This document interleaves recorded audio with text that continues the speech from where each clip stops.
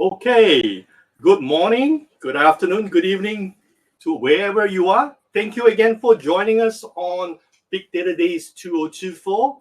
I am John Wee. I am your host for Track 2. Thank you again for joining us at this hour. Again, we are very honored today to have one of our guest speaker, Jason Frank, calling in all the way from UK. Hi, Jason. How are you today? Hey, Hope the weather John. is Very, good. very well. Very well. How you doing? I'm good. I'm good. Right. So today we had the privilege of Jason taking us through on a very interesting topic, at least for me, from my perspective. So the topic itself, we will be talking about the strategies for customer-driven data analytics. Now, this is a topic that not a lot of people touch on. Again, like I said, we are very grateful to have Jason here, sharing some of his thought process on how we could overcome some of the traditional organization challenges and how we could really maximize that experience inside, right? I think that's a very, very key topic for us to address today. Jason, over to you, please, to take us through this interesting topic. Great. Thanks, John. Yeah, thanks for having me. And it's a delight to be here to share some of this, some of the work that we're doing now at Readapt Data Science, which is actually a consultancy I've been working on for the last 10 to 15 years. And generative AI is actually making the use case much, much easier. So hopefully this is going to be a set of use cases that might be a little different from what you've been hearing so far. There's zillions of use cases. I think HSBC came up with 290 Gen AI use cases. There's probably more. And many large organizations and small alike are thinking of things to do with it. But the key is, where do you get the value?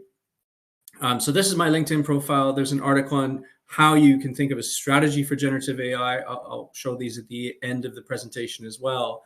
But the work that we've been doing is actually mostly in data science for the last couple of years.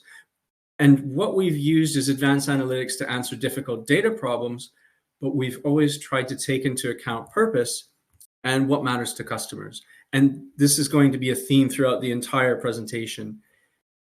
The problem that we're working on today, or the one that I would like to talk about, is organizations that work with us on why are customers contacting us and how can we design and test a way to get better.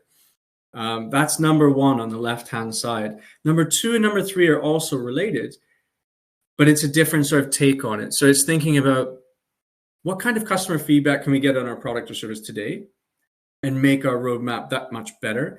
And of course, if you're doing that, you get number three, where you're being better than your competition. So you're creating some sort of economic moat based on a great product or service. And the question is, how do you get a great product and service? How do you know? And so that's understanding what matters to customers, in my view. Quantifying that has actually never been more interesting because of some of the generative AI solutions that we have. Because what we can do on the right-hand side, you can get deeper topics on what matters to customers and quantify them, which is really interesting because we were able to do this with narrow machine learning models, years ago. You could do it manually decades ago.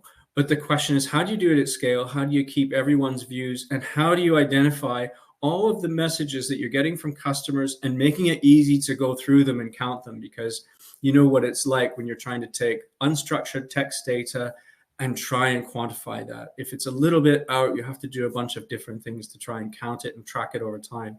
But that's what we want to do. We want to find out what's preventable so we can reduce contacts when we don't want them.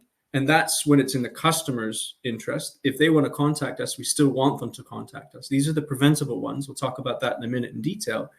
And also update regularly so we can actually see what changes and successes there have been. And we'll use some very simple statistical methods. So we're combining some Gen AI stuff for the customer contacts, whether it's a call or it's an intercom chat log or it's an email, it doesn't matter. It's getting those things moved into text data, taking the unstructured text data, learning from it, quantifying it, and then applying some very simple quantitative methods to it to understand if we're learning and improving.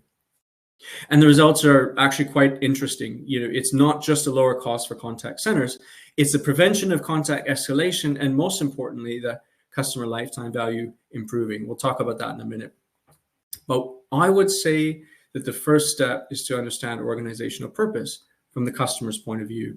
And that sounds dead obvious, but when we start asking people in workshops about what's your purpose, you get a different answer from everyone. And very often it doesn't have the customer in mind as much as you would think. So the key belief is that if we understand customers, we're going to have an opportunity to get better, possibly even to transform. What is this? It's what customers want, how they want it, why they want it, and how well we do those things. How well do we respond, not just as the customer service team, but the whole company as a system? That's a very different view. So there's a few things already that are opportunities for new learning. We use a very simple method.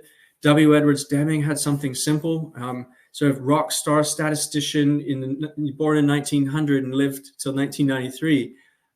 So many people don't know who he is today, but he's a lot of the things you might hear about how businesses think about quality and statistics actually might come from him. And what we want to do first is learn. And from those learnings, we test and then we measure, and it goes in the cycle.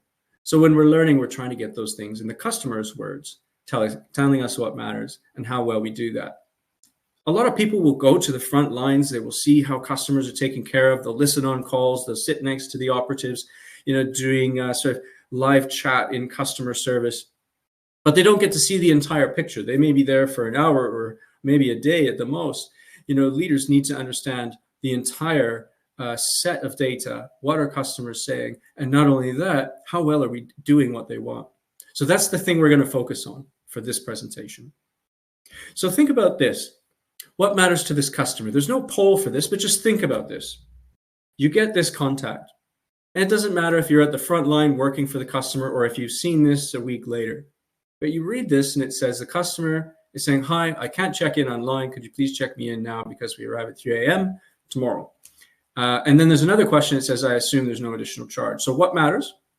Well, actually, if you break it down, it's not just check me in. It's I wanted to do my early check-in online, but couldn't. So I wanted to self-serve, but you as a business couldn't help me. So now I'm contacting you. I really didn't want to, but here I am. And that's very interesting. And they also have this question about charges. This data, I would say, is much more value in its use towards redesigning how we think about our service in this case, especially if there's a million of these. If this is a one-off, we may look at it in a different way. But the great thing about generative AI is that it allows us to summarize, to put these into categories, count them, and view it over time. This is really helpful because we could do different things to redesign to prevent this from happening. So you hear a lot about chatbots, automated response. That's fine.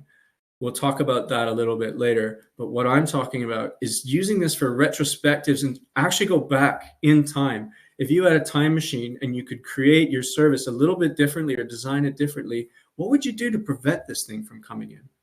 That's a different insight.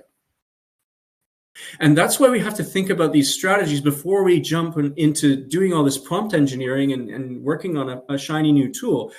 One, because they can be extremely expensive, but two, they could send us in a direction that might not be best from the customer's point of view. So thinking about things before we get started is really important. And one of those things is thinking about your data. Since we're data scientists, we'll think about, well, what is the data that we have here? What is it telling us? What can we use it for? And that we have studied over many years to understand that customer contact data can be a leading indicator. So a lagging indicator is financial measures. It happened in the past. You're kind of keeping score. You can't really do anything to change it. It's happened. Will it predict something? Maybe, maybe not. You might be able to say that if you had really stable revenues over a period of time, you're going to get the same number next quarter. That is possible, but this is specific to performance from a customer's point of view, and you're getting really detailed. Here's what I mean. From the previous example, for example, what would we do to prevent that problem? Well, we'd go back in time and we would make the check-in perfect. We would make sure they could do an early check-in, not just you have to do it on the day of or have some sort of barrier. But the other thing is the pricing policy. So it's not necessarily these really important tech roadmap things. It could be something as simple as putting marketing copy in the right place. Is it easy to find? And so you're thinking from the customer's point of view. You may say it's on our website. I don't know why they can't find it. But if there's a lot of customers saying the same thing, maybe you have to rethink. And that's the interesting part of this. Customer contact data could give us this regular feedback on how well we're doing things that matters to customers. And here's the link from leading to lagging. So lagging being financials, everyone's looking at financials. If you don't work on the leading, you can't get the lagging. And here's what I mean. If you know about future performance about something for customers, such as something that goes wrong and they keep contacting you, I can't check in, that is very predictable about how many contacts you're going to get as you're tracking that over time. So you get a really clear idea of where to improve. So if you got 150,000 contacts about online check-in, you know where to focus.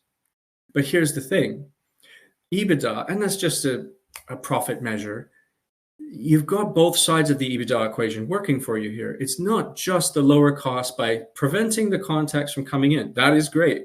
However, a churned customer because they had a bad service needs to be replaced at some sort of cost.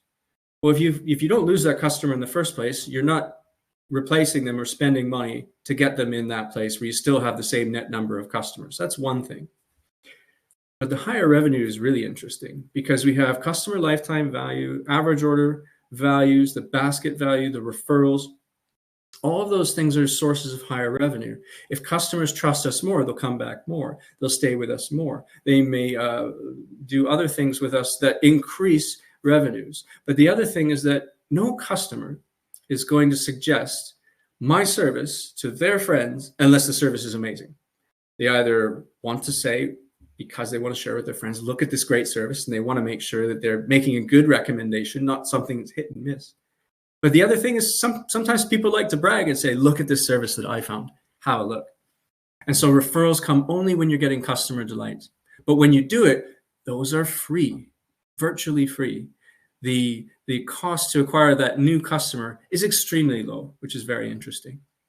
Happier customers and team members is another thing because, well, with team members, for example, if people are churning out because they're working on the same problem all the time, that's not very motivating. You could have people churning for that. And that employee churn is yet another thing. So doing the right thing for customers and being able to measure it so you know what to do is massive for the business. And it'll allow you to do other things as you get more profitable and your customers are happier. Think about it. You get them all at the same time. It's not a trade-off. So one of the things we're thinking about when we're doing prompt engineering for this kind of thing is thinking about the data itself, the things that customers are saying. Not all customer contact data is the same. If someone came through to us by email or intercom or Zendesk chat logs, we need to understand the difference between contacts we don't want and contacts we do want. And many people will say, well, what does that mean? Contacts we don't want, John said and called it failure demand, and it results from something we as an organization didn't do right for the customer. So what do we do about this? We find out about the cases that happen a lot. Gen AI, that works. Redesign based on those sorts of things and prevent contacts. That's very different from when customers are asking us for advice or for help. Sometimes it's called value demand. And that's when the customer wants something of value from us. They want advice. And you wouldn't want to send them away. You wouldn't want to prevent it. They're coming for some sort of advice, value, support. And so in that case, we just want to do what matters to customers as best as we can. Now, there may be some automation in this, but the key point is that that top part is usually ignored. The contacts we don't want part is usually forgotten about, and all of that stuff is lumped together. The chart on the right, the blue and the red, that stuff is usually lumped in together when people count these things, but they are completely different things. They need to be handled in a different way. The other thing you could do is say, break up your service into the different steps and then apply your customer contacts to each one, counting which ones are contacts you don't want and which ones are ones you do. This is really interesting. This chart, by the way, is from a company called HireCar. So they are a peer-to-peer car sharing service in the UK. And I worked with them for several years. And one of the things we did, these are indicative analytics, but they're generally correct. And what we're looking at here is the customer going from signing up on their mobile phone for the service, searching for a car, requesting, picking it up, dropping it off. And you can see that certain things are getting lots of this failure demand. Let's look at it in more detail. So if we can take these blue cases, this failure demand stuff, and have a deeper look, maybe just in the sign up part for now, because it seems to be a very large number, you can get the next level of analytics. Because if you look a little bit deeper, and generative AI can help you with this as well, you can understand why people are contacting you within this category of contacts you don't want. Some might not give you much information. In one case, or in 10% of the cases, we had error messages at the end, and they couldn't sign up, but we didn't have more information. But some gave you more information that was quite helpful. 20% of customers said, well, I tried to upload my selfie, take a picture of myself so I can get on the platform as one of your steps. Not working. Some would even say why, and you can go deeper yet. But just for this example, you can see the next level. And the interesting part is that we had a vast majority, saying that scanning the driving license just didn't work for them. So that becomes interesting. What could those things be? It gets people focused. And this is really intuitive and simple for anyone that's running in the ops part of the business, is working in product management, that's thinking about the product roadmap and connecting it to the tech roadmap. Where would you focus your engineering efforts if you only had scarce resources? And most companies have scarce resources. So this is a very important and useful thing. Do the things that matter the most to customers first. Here's a different case. So this is a hotel, and this is with tens of thousands of contacts, and we were applying generative AI on understanding the difference of these contact types and getting deeper insights from that as we go. There are several interim steps in between these 5 things, but the only thing that is raw data is the stuff on the left. So these are customer emails, but you could do it with any text messages. So we would remove sensitive data. There's lots of ways you can do that. And only then do we process it by the model. And we prompt the model with various steps, usually chain of thought and some other methods, to extract what matters to the customer. You'll see on the left-hand side that maybe there's some spelling mistakes, maybe not even very clear, abbreviations, poor punctuation. People are conversing, just casually.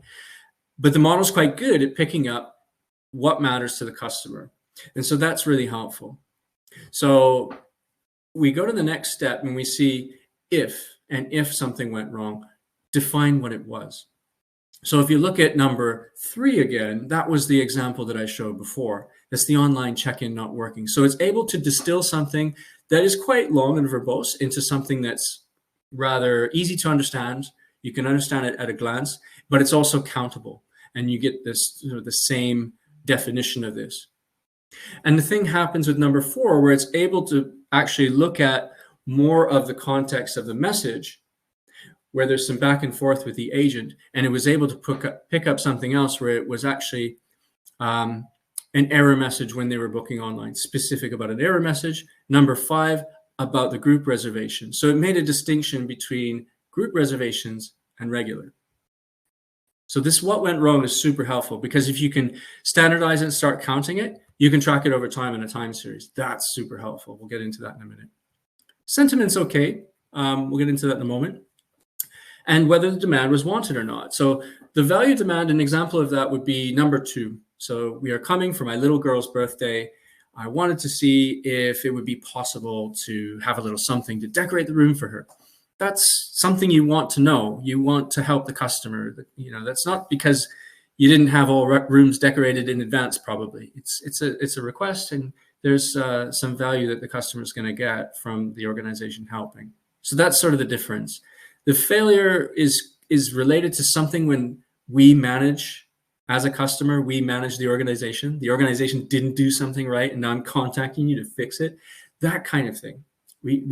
That is not perfect, and so we're thinking, what would perfect look like? You can get into fine-tuning models to instruct them for specific client contexts. Maybe some RAG is possible. We'll get into that in a moment. For example, you may have training documents that will give you an understanding of what the agent's response looked like compared to maybe what you were training people to do. But again, what's really important is if there's a contact that really shouldn't be there in the first place because we designed our whole system wrong, let's prevent that from happening. So it's going deeper than just working on the contact center people, much deeper. So taking those sorts of things and putting them into other words or value cases, you can think very simply of, okay, so what things go wrong? And not only that, but the frequency of those things.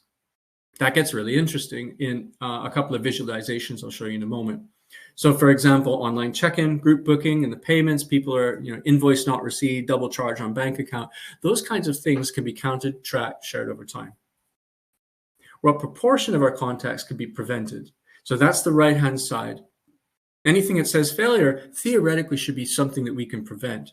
Therefore, we can save customer contact costs and at the same time make customers happier. The other interesting thing about this that comes over looking at this in different ways is, and it's not shown here, but you can do it, is getting an understanding of how customers use the product or service. So you're trying to inform a value-added strategy or apply this to some market research that you do for product development.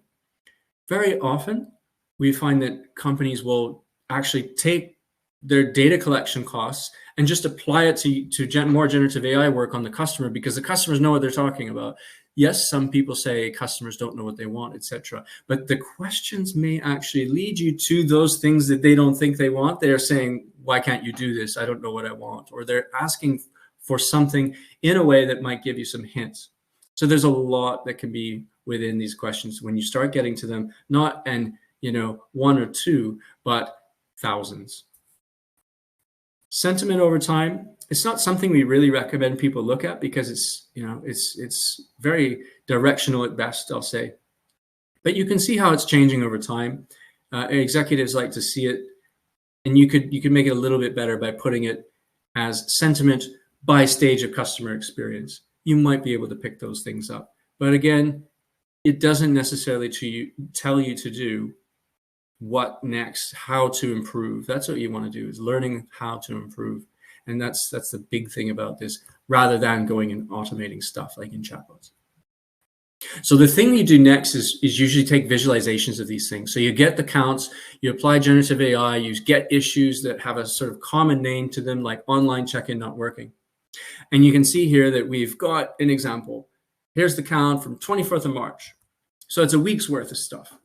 And this online check-in not working, 265. So you get that count, and you get the count for everything else. And you've got a ranking, which is quite interesting. So yes, you think you might want to focus first on the online check-in not working. But if you run this every week, you start getting a time series. And that metric over time becomes some sort of a line chart like this. This would be just for online check-in not working. And then you would have another one for the group reservation error and the double charges to the credit card, invoice not received, and so on. And what you would want to do is work on these things, try things, see if it makes an improvement, and you can measure with statistical significance if it is improved. We'll get back into that in a minute in the measure section. Another way you could do it is have these sorts of measures tracked by step. So you can have the entire service sign-up process and the constituent issues from it in each step. And then you know exactly what people are working on or what's important, so people have clear direction on what to work on. This is hugely important because very often you have these general comments about a service not working well. People don't really know what to do. This makes it much clearer. And it's not just making stuff up based on maybe a few things that people read. It's the entire corpus of customer contacts, which gives you much more comfort about what customers are saying. As you know, it's not a sample of the population, it's the entire customer population that's contacting you anyway. People talk about RAG, retrieval augmented generation, and they say, is it relevant? And the assumption there is that if there's good data to retrieve that gives us insights on how the business is performing from the customer's point of view, you could have something there. Just as a refresher, this came up in a slightly different way from a previous presentation today. I'm not selling Azure. We work with AWS and Google as well, and they all do this. The idea is that you're trying to get some sort of user question or request. It could be internal. It could be the customer. You send it to some sort of search mechanism like Azure AI Search is what Microsoft uses. And you're looking in an index to find relevant information. You could be a SQL database, graph database. It could be the internet. It doesn't it doesn't, it's not limited to one source. And there's different strategies to, go and find the right sources in the right place when you start getting deeper into RAG.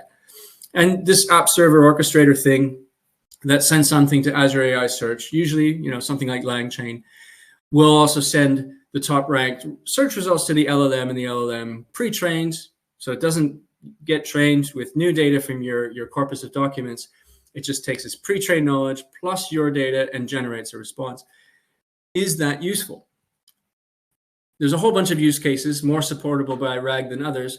And just zooming in a little bit, I've got strategy, finance, marketing, sales. Maybe if we look at the marketing and sales, you can see here that there's a few that are sort of tangentially interesting. You can also look at customer operations, product development, which are related to the things we're talking about.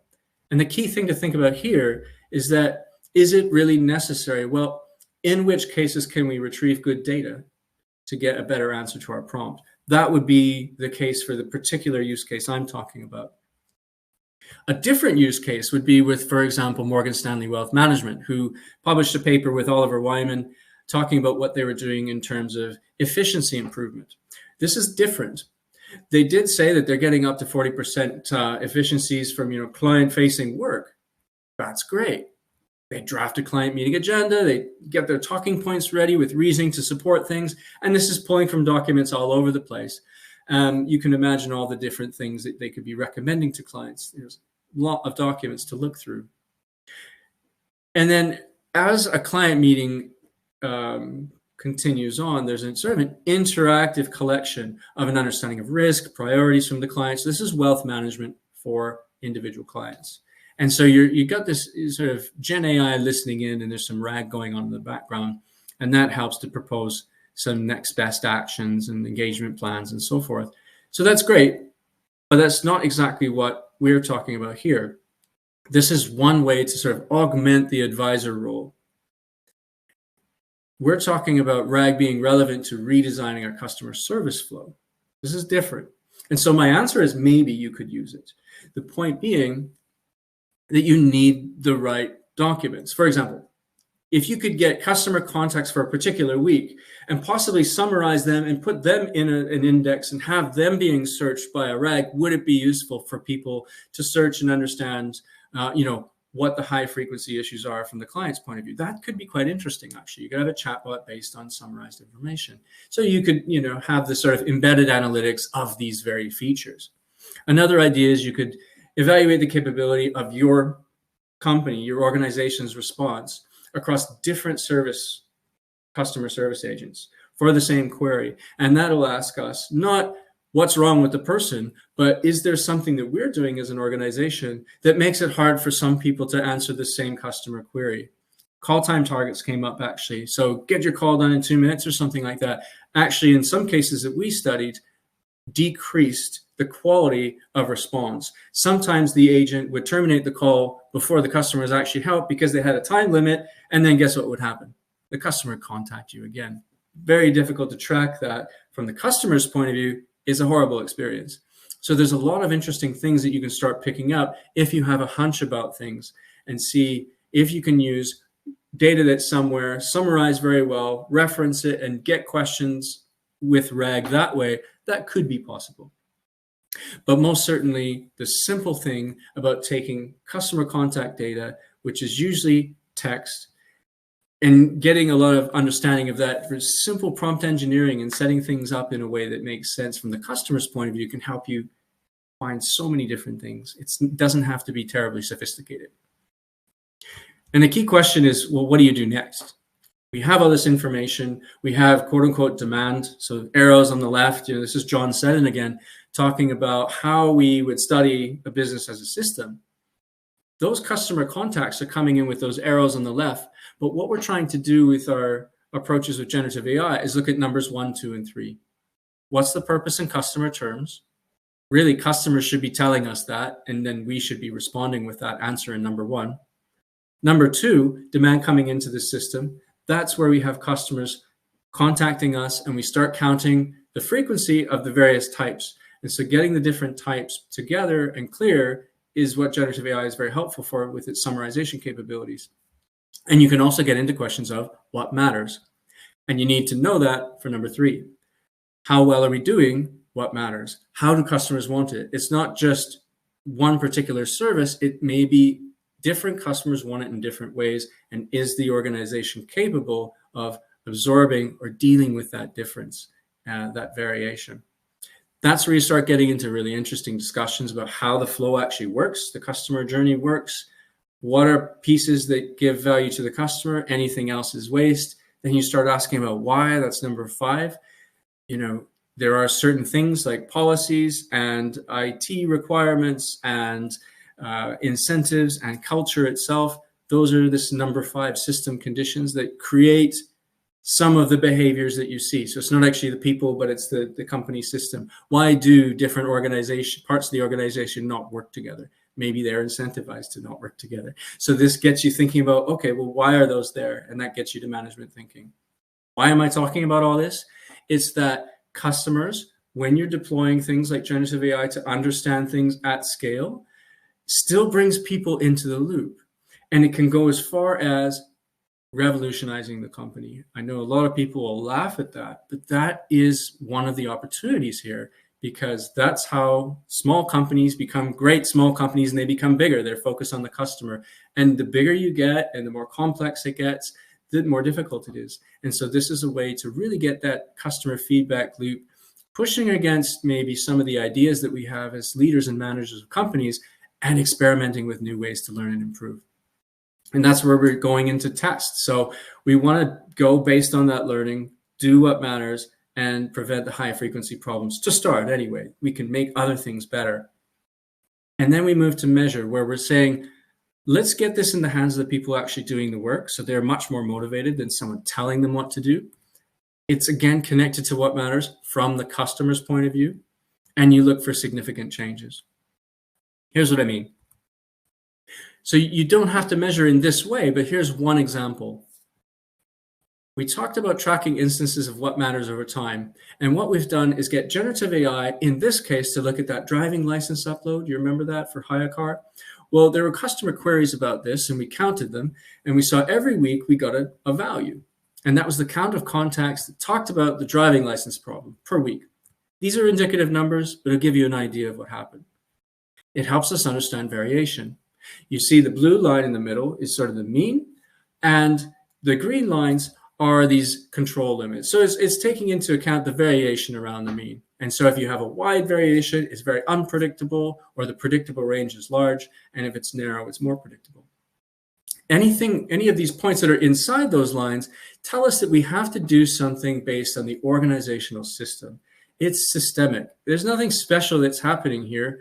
From one data point being higher than one next to it. It's related to a larger issue. So if you want to change this, you've got to think about how organizations are working, how your system is working. And that's where you're going to see if the changes or the tests that you're doing, these interventions you're doing, are really having a significant effect. So for example, this natural variation here, you wouldn't go off and tell people to do a bunch of initiatives just based on that data point. You would want to see, what is the thing that constantly keeps the number of people contacting us about a driving license at 100 or 110 on average? And that gets into some interesting things. One thing that they found was that the license, when you put your phone over top, it uses the camera, and there's like a little frame that's in your screen, and once you get the license in the frame, it automatically takes a picture. You don't have to push a button. Problem is, it would take a picture way too early. It would get half of the license and it would take a picture, and the customer couldn't get the card in front of the frame fast enough. And so they simply made one change, and that took care of half of the queries right there. The interesting thing is that it didn't take care of them all. So even though they made the timer a little bit longer and allowed people to get that card in the right place, and it worked, very simple fix, there was something else. And so they had to do another tech improvement. And this is what is really interesting. You can start to see these sorts of things, especially as you get a little bit deeper analyzing that text, that unstructured data. And it gives an idea of how to improve. But as you're going, once you've done something and you've still got contacts coming in, you have to keep going and find something else. At this point where they made the second tech improvement, you've got maybe 5 contacts. And so maybe it's something else. And maybe you don't have to expend huge resources to get it down to 0. And you say, we're going to deal with this on a one-on-one basis or an as they come basis. But you've vastly improved the service from the customer's point of view. You've taken the resources you have to deal with these customers and apply them somewhere else, which is fantastic. So here's the takeaways. It's a customer perspective. It's how we think about what customers are saying. They're giving us massive hints on how to improve. And very often organizations are not leveraging this unstructured text data enough. Generative AI gives us more opportunities to do that than ever. And what we're doing is we're learning what matters. We're understanding our capability of how to respond to what matters. And then we can design ways to prevent contacts we don't want. So that's kind of the obvious first part. That means lower costs for contact centers, but it also means that we can get this uplift of customer lifetime value. This is where we're saying, you know, I don't know how they do it, but this service that I use is just incredible every time. Why is that? And it's because people are very focused on making sure things work from the customer's point of view every time. And there's a lot of measurement going on, I'm sure, in those cases. We can test new offerings and improvements. So we can design ways to prevent contacts with tests, but we can also test other things. So be on the offensive and think of new things and new features and see what that does. We can continue to measure these customer contacts to prove that the tests are actually working, like in the previous case with the driving license. You can apply this to almost anything that your customers are talking about. And that's the nice thing. You don't have to guess. The customers are telling you what to look at. And as we go, you start solving problems and you start to see other things come up. And then you can start adding other data sets to deepen the knowledge. And that's where you really start getting some interesting predictive models going on. And the cycle, it never ends. It's continuous. So you know, more improvement is getting you new learnings. And when you get a new learning, there's something that comes up after that. And sometimes you can't see it until you make the first improvement. So that's pretty much it. There's, I think, a bit of time for Q&A as well. So I'll leave it there.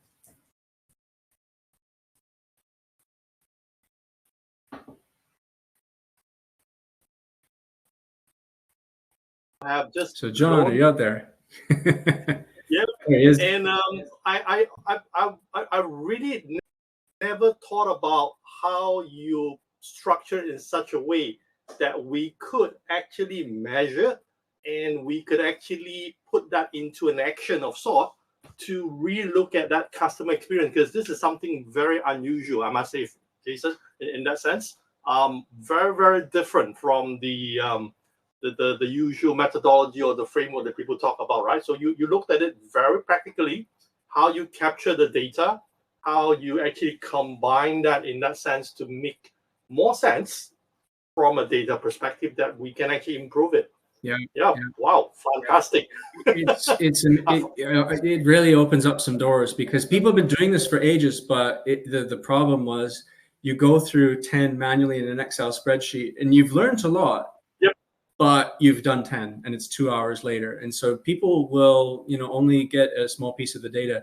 And if you do it with machine learning, you can do some things like topic modeling, but it's a narrow model. So you got to retrain the model when things change, and you got to label it. Usually you could try some ways that don't require labeling, but usually with labeling, that takes up people's time and they'll only do it for so long. So generative AI is quite helpful for all this stuff. So yeah, being able to do it at scale is one thing. But you're right, it's the use cases. I mean, this is a gold mine for anyone who wants to give it a shot. They can send me an email or connect on LinkedIn. We can talk about it. Definitely, because I do conduct classes like design thinking and that sort. I think this will augment it very well from a quantitative perspective, right? To really quantify the data, to say that, hey, guys, here is where the data supports that, how you need to improve that customer experience. Because I think one of the good examples you mentioned about the call time, right? This actually, I've seen it in many organizations whereby the contact center agent do have a time limit, you know, so that customer experience is not being measured. And sometimes customer just decide to say, okay, that's it, enough. Yeah. Jason, just going to call your neighbor or your competitor next door, Yeah. and just give them the business, in that sense. Yeah. Absolutely. So, yeah, I think that's very, very well shared in that sense. Thanks for that. I don't know if there's any questions, but Yes, there are. So allow me to quickly project one of the questions. Let me just put that up. This is from one of our participants. So the question is asking, from your experience, what would you say is the most common obstacles organizations face within this specific field itself that you've just taken us through? Jason, could you share some of your thoughts? Yeah, these are very personal thoughts. Some people may disagree with them, but I've seen a lot of businesses through my career. And, with private equity, direct investing, working in some as a consultant or a principal or on the boards of some of these companies. And I think the biggest obstacle is the management thinking that people think is absolutely right, and it gets them to do stuff like, for example, they'll set targets on people and they create an organization that becomes, sort of internally competitive, and people, sometimes think that's great, and sometimes that can be destructive. So it's the thinking that gets people to go and say, these are great policies as a leader. My management thinking actually needs to change. If I'm starting to see evidence from customers that stuff isn't going well, then maybe I need to think about things again. I'm gonna call out a certain airline in the UK. I won't say which one it is, but called them recently, and you push one to do this, push two to do that, and you go through several rounds of that, which is already pretty tough. But the thing that comes next is, please state the nature of your call. So you're describing something, and then the thing said, oh, you want to know about your points? Here's a link. We've texted you, a link. Goodbye. And that's not what you want. So I called back again. I made a more sort of elaborate description, thinking, okay, now a human will get involved. And then it got it wrong. It said, here's the link to the wrong thing that I thought you wanted. Goodbye. Disconnected the call again. So I had no choice. And then what I did the third time is that, can you describe something? And then I said, no. And it says, now connecting you with an agent. But it added no value from the customer's point of view. I had to call back 3 times, and the same thing still had to happen in the end. But some bright spark in management thinks, oh, automation is going to make everything great. Well, no, it just destroyed the customer experience. And maybe the next time, that person's going to look at a different airline. So management thinking is rooted a lot in, cost, and get the cost down. And if you focus on cost goes down. I think in some cases, if you focus on cost, it's going to go up in another place. And so it's thinking about measuring the right things, and that starts with the customer. Yep. This is actually very much similar to an example that I normally use, especially you mentioned about when you call up to a service provider, you want to speak to somebody human, right? Yeah. I'll use the bank as an example. I'm not saying that it happens in this part of the world, but some banks do have this funny way of running customer service. They say, John, please press 1 for English, press 2 for that. Yeah. But say, for example, in a scenario whereby I've just lost my credit card and I'm desperately trying to call the bank to cancel it, and there is no option for me to reach a human operator to really get that across, right? To cancel, the missing credit card kind of situation, right? Yeah. So a lot of time when I share that in the training or the coaching session, I say, guys, you got to think about that human element, right? Whereby, why is the customer calling you and desperately needs to speak to an agent? So in the case of a bank, if I've lost my credit card, the sooner I talk to an agent, the sooner I talk to somebody at the bank to cancel it or put a hold on all those transactions, that means we would suffer less of the monetary loss in that sense. Yep. So I think I hear you. It's just that people don't understand the customer experience that they need to get to, in that sense, and talk about saving costs and all that. Yeah. Some people say, generative AI is going to take, the human out of the equation and all that stuff. In this particular use case, we're getting more of the human in the equation because business managers were thinking in abstract terms of the P&L or something, and it wasn't related to customers. So this actually increases the value of what customers are saying, which is an interesting twist. Sure. Right, we do have time for just one more question, Jason. Let me just quickly project that up here. So the question is, how can businesses strike a bit of a balance between the quantitative and the quality aspect when we analyze the customer data? Could you probably share some thoughts on this? How should we approach this? Sure. I guess the question, is what can you quantify predictably or reliably? So people will try and quantify stuff that shouldn't be quantified. Or surveys are a very good example of that. You're injecting lots of bias into the answers by asking questions that only those questions can be answered, so bias. And then people will go and do the mean of certain numbers across different things, which you shouldn't be really putting together. So it's very easy to go off the rails in terms of doing calling stuff quantitative when it's really not. So I guess the first thing is that if you're going to quantify something, try to do it in a way that gets you directional use rather than saying it has to be really, really accurate. So in the case of, counting customer contacts, even if you miss a few or generative AI makes something up, you're still getting 81% of customers saying this. That's still going to be useful. So the thinking is, can you get some directional understanding that's going to tell you what's my next best action? Because that's what really matters. It doesn't matter if it's 81% or 80% customers saying something. And then the qualitative, there's a lot behind qualitative and understanding why. So you're sort of turning information into knowledge and knowledge into wisdom. How would I do this differently knowing what I know now? So there's always a question of why. So it's the combination of those things. And sometimes you can get help with that with generative AI now because it's just so good at summarizing things. So you may have a good number of people saying that the service, the online performance is down. I can't book my hotel room online. But you could go into the qualitative aspects and get more about why.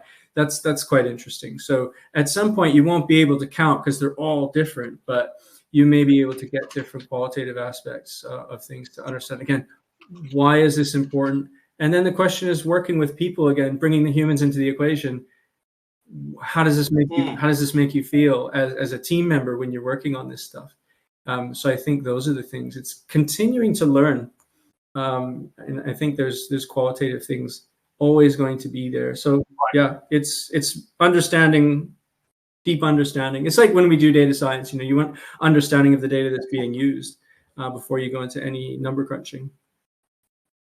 Absolutely. Jason, thank you so much for a lot of those insight and great learning. Like I said, you blew me away because you gave us a very, very different perspective how we looked at the data. I'm really thanking you for sharing that thought. Unfortunately, we've run out of time. Thank you for sharing your details. Hopefully, our audience here will connect with you on LinkedIn and continue that dialogue as well. Again, thank you for taking the time to join us today on Big Data Days 2024. Right, coming up next, we do have what we call another interesting session. This is from our other speaker, Irvin. In that sense, do join us in the hour in that sense.